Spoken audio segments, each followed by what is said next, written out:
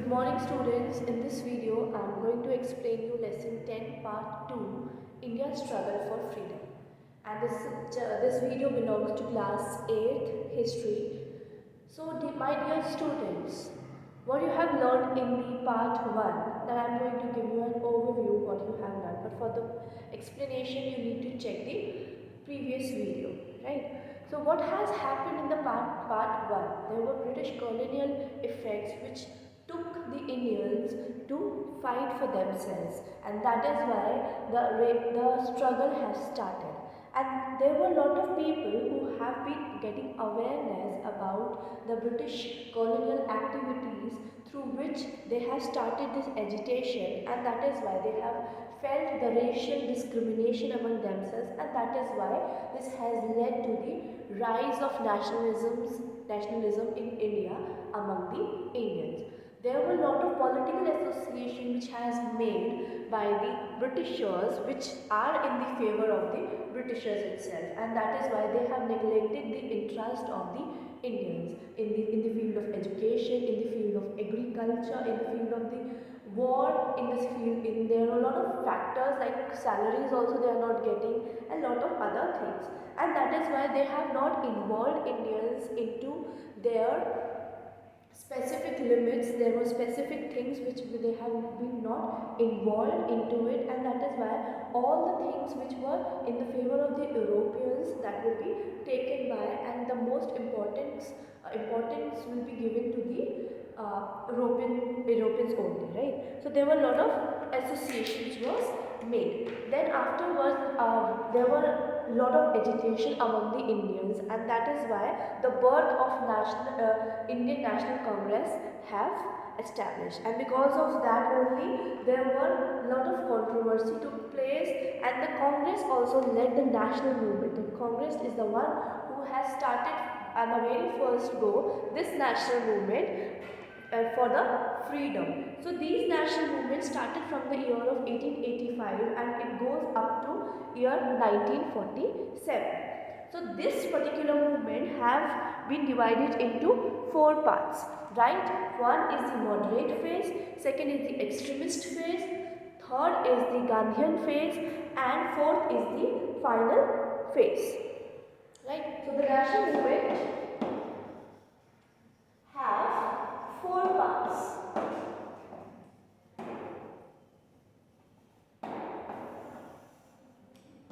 What 4 parts? It has been divided into, not parts exactly, it has been divided into phases. First is the moderate phase. By the moderate phase we can say that the policies and the agitation were totally into the moderate manner. Moderate phase. And then the second one is the extremist phase, because of the leaders who belong to the extremist phase, they have been very much angered with the policies of the Britishers. Then there is a Gandhian phase, and the other one is the final phase. So in this part I am going to explain you only 2 phases, that is moderate phase and extremist phase. So moderate phase took place from the year of 1885 till 1905, and extremist phase took place from the year of 1905 till 1980. Is that clear to all of you? So the moderate phase, there were so many leaders who were the part of the moderate phase.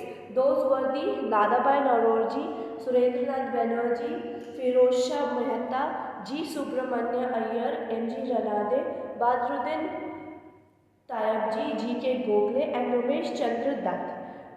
And these all were the very educated people. They have a deep interest in the Western education, and that is why they were very much influenced, as well as they had a great faith on British rule. And that is why they did not think of having the self-government, and that is why they have been considered into the moderate phase. They didn't want a self-government, but they was just that they wanted to increase their political consciousness and unity among its people. And that is why how they are able to spread all of these, by through the public speeches, through the journals, through the writings in the newspapers and the journals, right? So these are this is the introduction of the moderate phase. So what were the demands of these leaders? What they demanded from the Britishers? There were different methods which they had applied, and then afterwards there were responses given by the Britishers.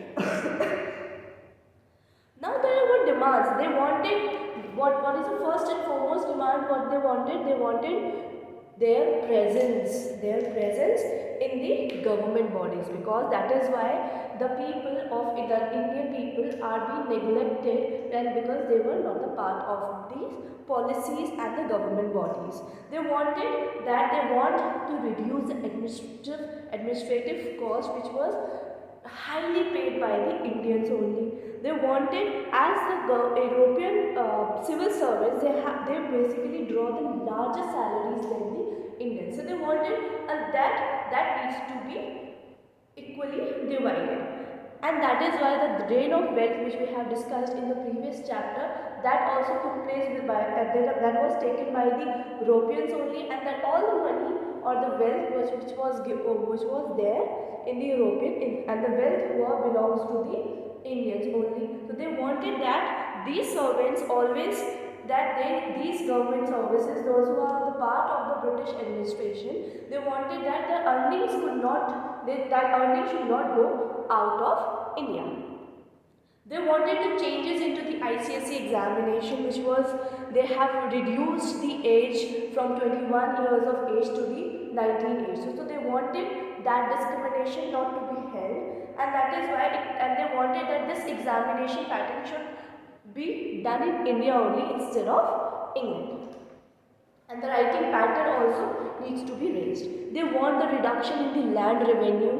They wanted there should be a provision for the greater protection for the people who are related to the agriculture, peasants, it could be a cultivators, it could be the other people, dwellers, forest dwellers, all of these people who are belonging to the agriculture. They wanted that their policies and their protection should be given by the government through the less taxes, by giving them a by providing the facilities to them. All of these they wanted. And they wanted that they also need to reduce the military expenditure which they were doing it, and they wanted that the greater expenditure which they are investing in the military expenditure, instead of that they should invest in the agriculture, irrigation and other constructive activities which will help the Indians as well as the Indian government. So what were the methods? They have adopted the constitutional methods, and through only very much like appeals and the petitions which they were doing it in the journals and the newspapers. They were being called as the moderates. So those leaders who are belonging to the moderate phase, they are known as moderates. But all the appeals which were given by the leaders to the Britishers, they did not pay any heed to that, right? And that is why they are not even took interest in their needs, and they neglected all of their demands, and that is why they came to known as moderates. Now what were the responses? I have talked about the demands, I have talked about the methods. Now what were the Britishers' response to all of these activities? They have passed the Indian Council Act in the year of 1892. In the 1892, they have passed the Indian Council Act, through which only that Council Act only because they are getting pressure from the Congress. So what they have done, they have increased the number of the people in the government bodies, but they did not give any powers to them, right? But through this act which happened in the year of 1892. And again, after that, again more agitation aroused, more people get offended, and that is why the more they become more hostile towards the Congress, and the government also became the more hostile towards the Congress, and the government officials also ordered not to not to have any association with the Congress. Now, why it is important to have the why it is important this moderate phase? Why it is important? They have gained a little political advantages in India, but there were also having the methods which have started this struggle of freedom. Now, the other phase is known as extremist phase, which took place in the year from the year of 1905 till the 1980. Now, extremist phase. By extremist phase, this means that they are the extremists. That means they have been angered by seeing this moderate phase, because they were just doing all of these activities and by putting themselves through only appeals and petitions, right? But what the extremists have done, they have been angered by all of the activities and the responses which were given by the Britishers from the which they have got from the leaders of the moderate phase. So they have been angered by the government policies and the indifferences which they are doing it between the Indians and the Britishers who are working in the government bodies. And that is why it has that has been into the economic distress among the people, and that is why it has led to the large scale unemployment among the educated Indians, as well as the frequent famines also occur during that time. But extremists, there were leaders like Bal Gangadhar Tilak, Lala Lajpat Rai, Bipin Chandra Pal, and Aurobindo Ghosh. They were known as the extremist leaders, but they were being criticized. They criticized the moderate methods of being into. They have given the names, and they have been saying this, that the way they were appealing, it's like a begging, right? And that is why it has aroused the mass agitation, right? Now, what was the important role of Bal Gangadhar Tilak in extremist phase? They have organized the masses through the religious festivals like Ganpati festival, and they are celebrating in the memory of the Shivaji and other historical figures. They have campaigned against the heavy taxes. So what is the important thing that Bal Gangadhar Tilak has done? That they have campaigned against the heavy taxes. Now they criticize government. He also criticized the government for the indifferences which has been put between the Indians as well as the Britishers, and that is why that has led to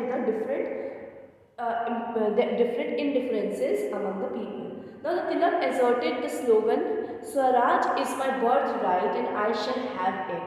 What does the Swaraj mean? It means the self-rule. They are looking for the self-government, and that has become the new goal of the extremist leaders.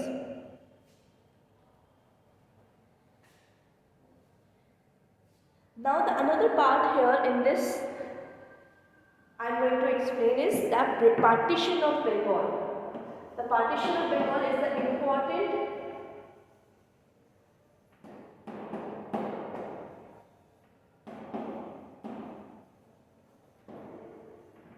Partition of Bengal is an important thing which took place in the past, where the many policies of the Viceroy Lord Curzon also went against the Indians, and that is why that has angered the extremist leaders. So, as you know that the Bengal is the important place for their administration, and that is why they have parted the Bengal into different phases. They have partitioned. So the Curzon, who was the viceroy, he partitioned the Bengal into two different phases because he was saying that it was unmanageable. But they have been following the divide and rule policies, and that they have given the reason that they are saying that this is unmanageable. But the major reason was that that partition was based on the religion. Bengal is the important center for the administration, all the presidencies comprising of Bangladesh, West Bengal, Bihar, Jharkhand, Assam and parts of Odisha, these were also the part of it. So it separated Assam and Assam Muslim majority, East Bengal from the remaining parts of the presidencies which has a Hindu majority. So that is why they have followed the divide and rule policies in which they have divided the Muslim majority and the Hindu majority. But they wanted to destroy the unity among the Bengal by doing Hindu-Muslim differences. And that is why this anti-partition movement has started. They have marked this movement through fast, through campaigns, through procession, by singing Vande Mataram. All of these also took place. But in return, Hindu-Muslim tied the Rakhis on their wrist to demonstrate the brotherhood. So at this time, what happened? Rabindranath Tagore also composed the song Amar Sonar Bangla, and which later adopted as the national anthem for Bangladesh. So this anti-partition movement also spread to different parts of the India like Andhra Pradesh, and that is where it has been started as a Vande Mataram movement. Is that clear?